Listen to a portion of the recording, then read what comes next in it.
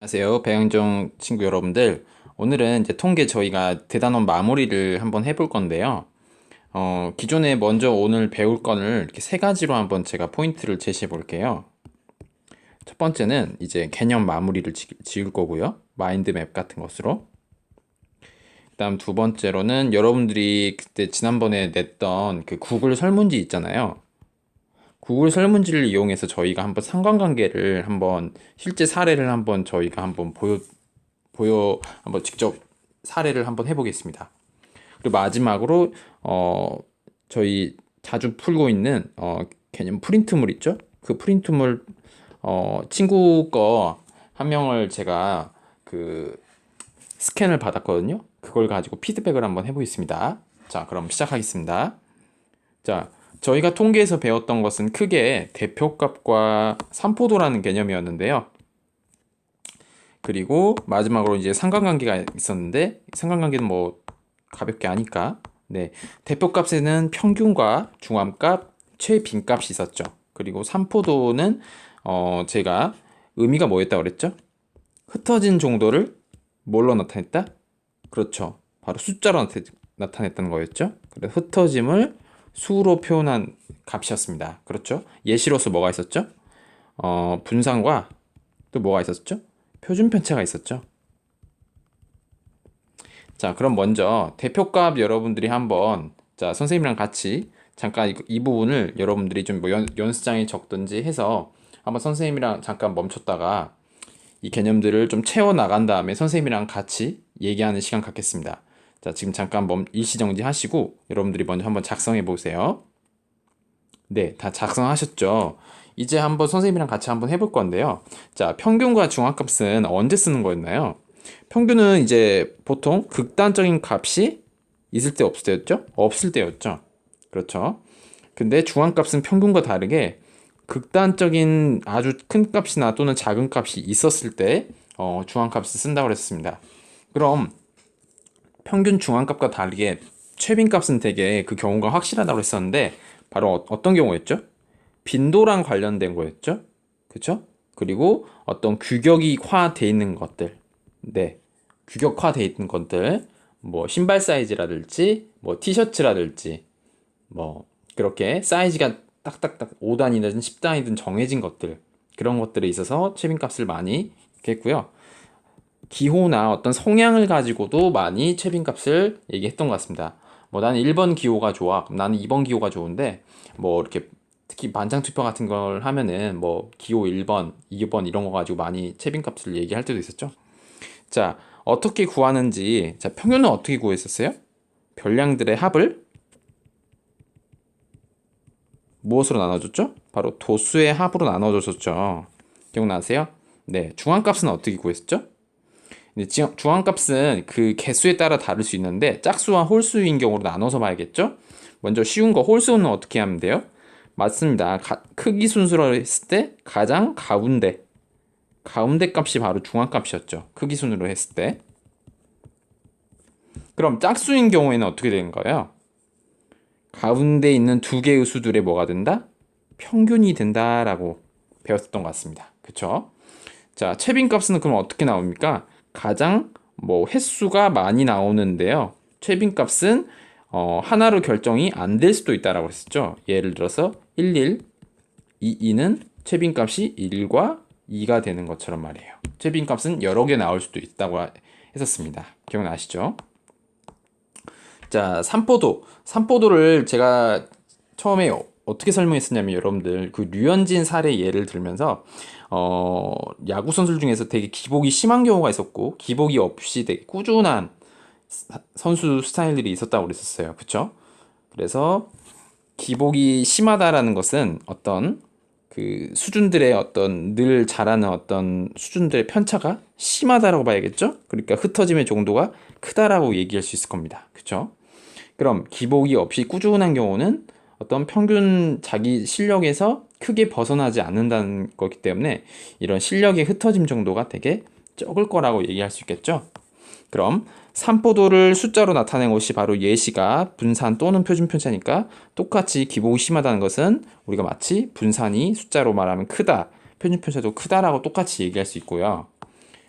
분산이나 산포도가 작다라는 것은 그 사례라고 볼 수 있는 분산과 표준편차 값도 모두 작다라고 볼 수 있겠습니다. 자, 이를 표로 한번 그림으로 한번 표현해 보면요. 자, 여기 자료를 보면 제가 1번, 2번, 3번을 썼는데 사실은 이제 첫 번째 값이에요. 첫 번째 별량값, 두 번째 별량값을 의미하는 거예요. 첫 번째 별량 뭐 값이 이 정도면 그럼 만약에 분산이 크다 이런 경우에는 값들 간의 차이가 되게 심한 거잖아요. 편차가. 그러니까 그림으로 표현하면 뭐가 될까요? 뭐 이런 식으로 되겠죠. 네. 이런 식으로 아주 편차가 되게 심하다라는 것을 알 수 있습니다. 그쵸? 편차가 아주 심하겠죠? 네. 자, 그럼 꾸준한 경우에는 어떤 자료 값들 사이에 편차가 되게 작은 것들이라고 얘기할 수 있겠죠? 예를 들어서 이게 이런 정도의 값이면 값들이 뭐 거의 일정한 거죠. 네. 너무 극단적인가요? 네, 이런 식으로 값들이 거의 일정한 경우가 되겠죠? 그럼 마치 이 경우는 그림으로 보면은 되게 이렇게 평탄하다라고 우리가 생각을 할 수 있을 겁니다. 그리고 여기는 되게 들쭉날쭉하죠?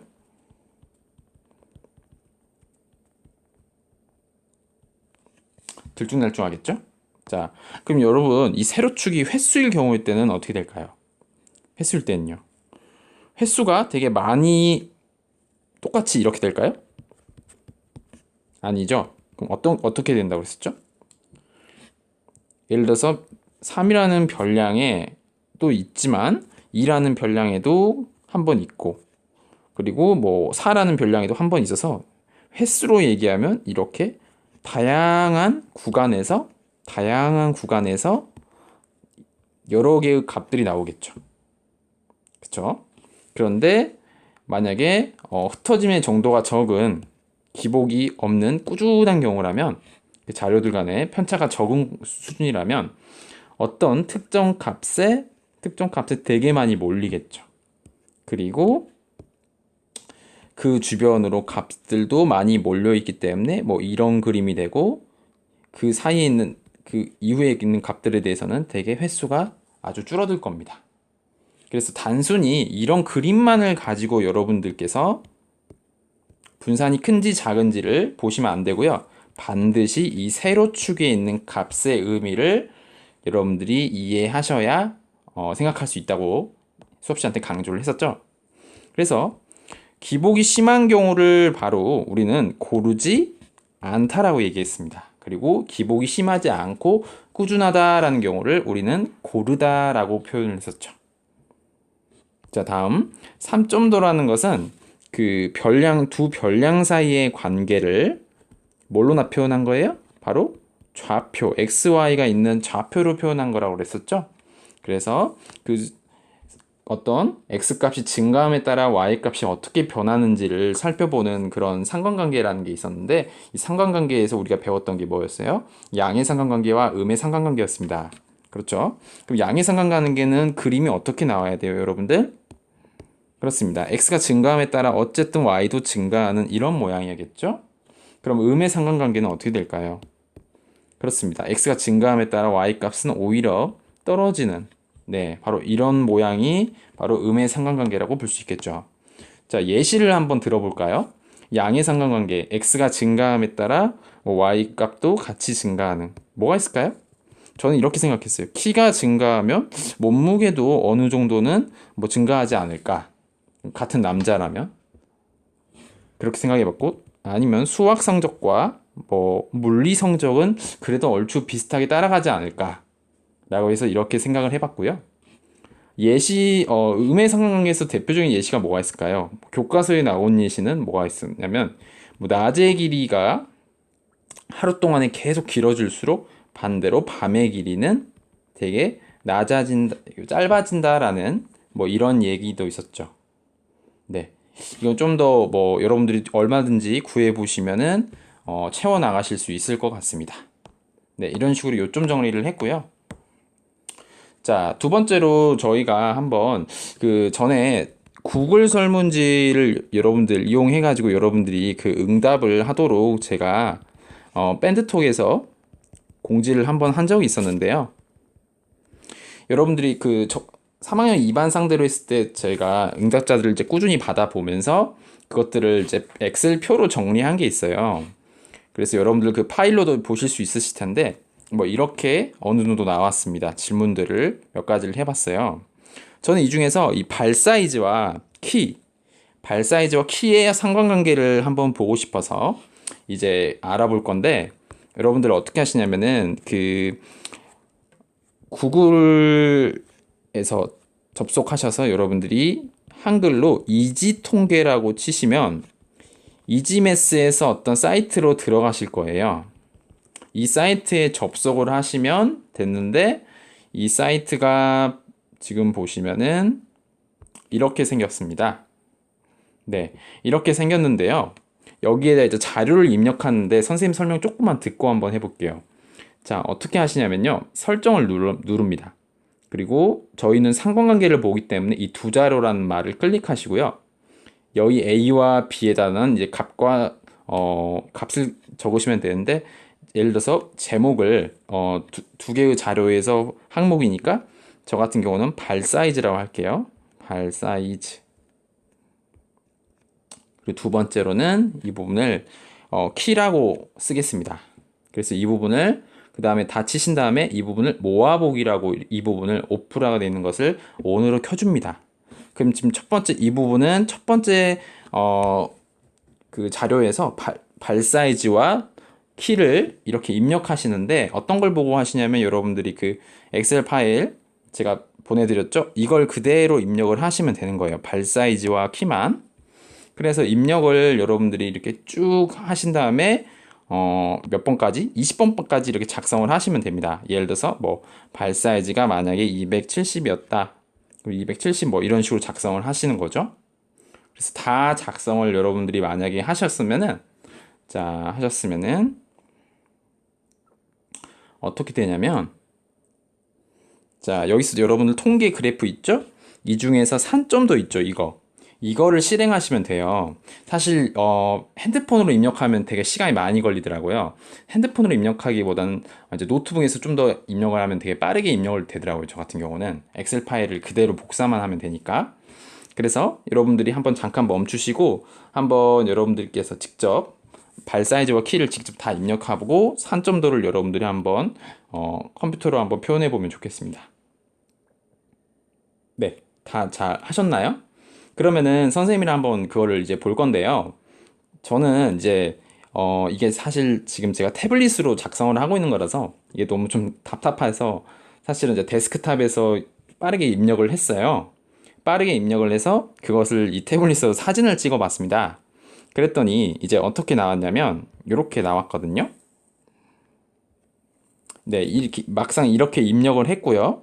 이 통계 그래프에서 이제 들어가서 산점도로 클릭을 해서 눌렀을 때 어떻게 일어났냐면 네, 바로 이렇게 일어났습니다. 여러분 이게 바로 뭐죠? 무슨 상관관계죠? 그렇죠. 바로 양의 상관관계죠.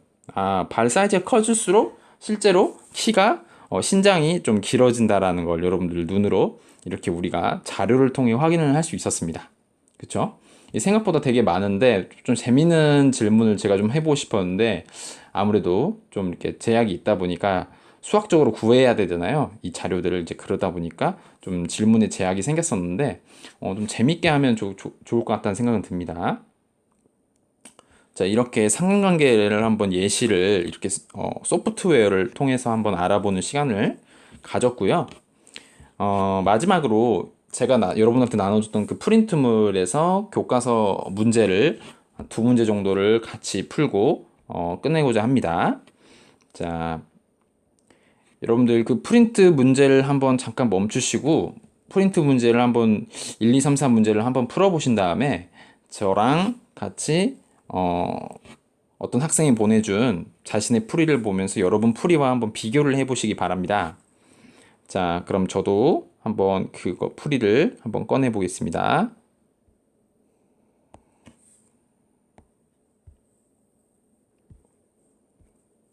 네, 바로 이 풀인데요. 여러분들이랑 이제 같이 한번 비교를 한번 여러분들이랑 해볼까요? 네. 자, 보겠습니다. 1번. 자, 1번. 중학교 1학년 새 학급의 학생들이 1년 동안 영화를 관람한 횟수 평균과 표준 편차를 나타낸 것이다. 옳은 것을 모두 찾으시오. 자, 2반이 1반보다 평균적으로 영화 관람을 더 많이 했다. 어딜 보면 돼요? 바로 이 부분을 보시면 되겠죠. 그럼 실제로 2반에 해당하는 평균은 8인데 5보다 더 크니까 기억이 맞다라는 걸 알 수 있습니다. 그쵸? 잘했죠? 자, 영화를 가장 많이 본 학생은 1반에 있다. 이것은 자료 하나당 어떻게 보면은 그 집단의 전체 값이 아니라 그 집단 안에 있는 특정 자료라고 우리가 보실 수도 있겠죠. 그쵸? 그 영화를 가장 많이 본 학생은 1반에 있는지 2반에 있는지 이것만으로는 알 수가 있을까요? 없어요? 없죠. 그래서 이 니은은 당연히 틀렸고요. 자, 영화 관람 횟수가 가장 2반이 3반보다 더 고르다. 여러분들 아까 개념 정리 선생님이랑 했던 부분. 고르다라는 말은 바로 산포도 값이 크다는 말이에요, 작다는 말이에요? 작다라는 말이죠. 그러면 산포도의 일종이라 볼 수 있는 이 표준 편차 역시 값이 낮다, 크다, 작다? 작다라고 보시면 되겠죠. 그러면 2반이 3반보다 더 고르다라는 말을 우리말로 바꿔보면 뭐라고 바꿀 수 있을까요? 2반의 표준 편차가 3반의 표준 편차보다 더 값이 낮으면 되겠죠. 그러면 1은 3보다 실제로 작으니까 맞다라는 걸 알 수 있습니다. 그래서 디귿도 맞으니까 답은 기역과 디귿이 되겠네요. 자, 그럼 쉬운 것부터 좀 빨리 해보겠습니다. 자, 승준이네 학교 학생들이 통학거리와 통학시간에 대한 산점도이다. 네, 아까 이것과 비슷한 또 상관관계를 저희가 한번 자료를 구했었는데 실은 여기서 영감을 얻었던 겁니다. 5명의 학생 A, B, E 중에서 통학거리가 짧은데 통학시간이 길어요. 자, X값은 그러면 어때요? 짧다라는 말은 여기쯤에 있겠죠? 그리고 통학시간이 길다라는 것은 이쯤에 있는 거겠죠? 누굽니까? 바로 A가 되는 거겠죠. 다음. 자, 4번. 워드 프로세서 시험에 응시한 학생 10명의 필기 점수와 실기 점수에 대한 산점도이다. 자, 1번. 필기 점수와 실기 점수가 같은 학생은 전체의 몇 프로인가? 라고 되어 있습니다. 전체가 일단 10명이네요. 그럼 10명 중에서 실제로 같은 학생이 몇 명인 줄 알고 그 다음에 몇을 곱해주면 100을 곱해주면 퍼센트가 나오겠죠. 그쵸? 자, 여기서 친구가 아주 좋은 기술을 하나 썼는데 이렇게 x값과 y값이 같은 점들은 이렇게 이 선 위에 있는 점들이라고 보실 수 있습니다. 그런 점들이 아까 보시면은 좀 지워볼게요. 제가 다시 한번 지워보면 총 몇 개가 나와요? 하나, 둘, 셋, 넷, 다섯이죠. 그래서 5가 되는 거겠죠. 그래서 정답 50% 맞죠? 자, 필기 점수와 실기 점수의 상관관계는 뭡니까, 여러분들? x값이 증가함에 따라 y값도 증가하는 이런 상관관계 뭐라고 그랬었죠? 바로 양의 상관관계라고 했었죠. 네, 되게 잘했습니다. 자, 마지막으로 2번 보고 끝내겠습니다. 4개의 자료 x, y, 6, 2의 평균이 4고 분산이 10이다. 그런데 4개의 자료 x, y, 3, 5의 표준 편차를 구하는 과정을 이제 서술하는 문제입니다. 자, 이 문제에서 한번 여러분들의 이제 서술형 연습을 한번 하고 이제 마무리하고자 하는데요. 자, 먼저 봅시다. 첫 번째, x, y, 6, 2의 평균이 4이다. 이거는 이 값들을 모두 더했었을 때 몇으로 나눠주면 4로 이 개수의 도수의 합 4로 나눠주면 평균이 4니까 이러한 식을 얻어낼 수 있겠네요. 그렇죠? 그럼 이 부분은 8이 되니까 이쪽으로 분모를 올려주면 16이 되고 x, y 합은 8이라는 것도 이렇게 알 수 있습니다. 잘했죠? 자, 그럼 분산이 10이다 라는 것은 자, 분산 구할 때 어떻게 구했어요? 먼저 편차들의 제곱의 합을 구했었죠? 그래서 편차를 알기 위해서는 어떻게 했었죠? 자료에서 평균을 빼줬었죠. 평균을. 기억나시죠? 그래서 바로 위 학생 풀이에서는 바로 이 부분이 분산 10이다라는 조건에 해당하는 식이 되겠습니다. 그러면 이러한 식을 얻어낼 수가 있겠죠. 그리고 이 친구는 바로 여기서 이쪽으로 넘어갔는데요. 저는 이제 이 부분이 이제 물론 이 친구는 되게 이런 부분들을 되게 숙달이 돼서 좀 잘 한 것 같은데 저라면 여기서 좀 더 값을 좀 차분하게 쓸 것 같아요. 그래서 x-4의 제곱 y-4의 제곱 더하기 4 더하기 4가 48이다 라고까지 저라면 써줄 것 같습니다. 즉 여기서 한번 이렇게 쓰고 나서 그 다음에 이쪽으로 넘어간다는 거겠죠. 이 친구는 이제 이 파란색 부분을 이제 생략했는데 물론 이제 이렇게 실제로 뭐 시험 문제에 이런 식으로 나왔는데 이 파란색 부분을 안 썼다 해서 틀리지는 않아요. 하지만 이 파란색 부분을 이제 저 같은 경우는 이렇게 썼을 때 좀 더 실수를 덜 하더라고요. 그래서 여러분들이 이런 부분은 꼭 잊지 않았으면 좋겠습니다. 자, 그래서 실제로 40이란 것을 구했습니다. 자, 근데 이제 새로운 자료, 4개의 자료, x, y, 3, 5의 표준 편차를 구하는 과정을 구해야 되는데 바로 표준 편차를 구하는 게 아니라 먼저 뭘부터 구해야 돼요? 당연히 평균을부터 먼저 구해야겠죠. 그래서 이 친구도 다시 평균을 구하기 위해서 더해서 4로 나눠서 아까와 똑같은 평균값 4를 구했습니다. 그러면 다시 별량에서 각 평균의 값을 모두 빼준 바로 또 분산을 구하기 위해서 바로 이 4개의 자료 분산을 구하기 위해서 위와 같은 밑에 있는 식을 다시 썼죠. 자, 그런데 여러분 이 부분이 바로 얼마예요? 이 부분이 바로 얼마였어요? 우리가 말했던 40이었죠. 그리고 이 부분은 1이고 이 부분도 1입니다. 그래서 둘을 더해주면 얼마라는 걸 알 수 있어요? 42가 되죠. 그래서 분산은 이렇게 2분의 21이다. 그리고 표준 편차를 구하려면 어떻게 해주면 되겠어요? 표준 편차는 분산의 루트를 씌우면 되겠죠. 그래서 루트를 씌운 값은 바로 이게 되겠죠. 그래서 유리화를 시켜주면 2분의 루트 42가 나온다고 볼 수 있습니다. 잘했죠? 네. 자, 이 친구는 좀 실수를 안 해가지고 제가 이제 많은 피드백을 좀 하지는 못했는데요. 오답에 대한 피드백을 하지는 못했는데요. 여러분들도 이제 충분히 이번 같은 문제들을 특히 제가 서술형으로 좀 연습을 시키는 편이에요. 여러분들한테. 그래서 여러분들 잊지 말고 여기서 x, y 실제로 값을 구하는 게 낫지 않냐라는 이제 생각을 할 수 있는데 사실은 이 부분과 이 부분의 평균값이 모두 4로 일치했다는 것에서 사실 이 친구는 더 계산을 복잡하게 구하지 않고 이렇게 이제 끝 마무리를 했어요. 사실 이런 것도 경험을 많이 표준 편차를 구하는 경험을 많이 하다 보면 이제 숙달이 되다 보면 어떻게 계산을 해야 계산이 쉬워질까라는 것도 노하우도 생기거든요. 그래서 이 풀이는 학생이 쓴 풀이치고는 굉장히 고급된 풀이었습니다. 네, 잘했고요. 네, 이렇게 이제 저희가 지금까지 배웠던 통계 대표값과 삼포도 단원을 마무리 짓고자 합니다. 자, 이 활동을 보여줬던 이유는 간단합니다. 실제로 여러분들이 우리 일상에서 이 산점도와 이 대표값이 많이 쓰이고 있다는 걸 보여주고 싶었고, 그리고 이 교과서 프린트물 반드시 여러분들 꼭 선생님이 다뤄준 풀이는 2번, 3번 먼저 풀어보는 거 잊지 마십시오.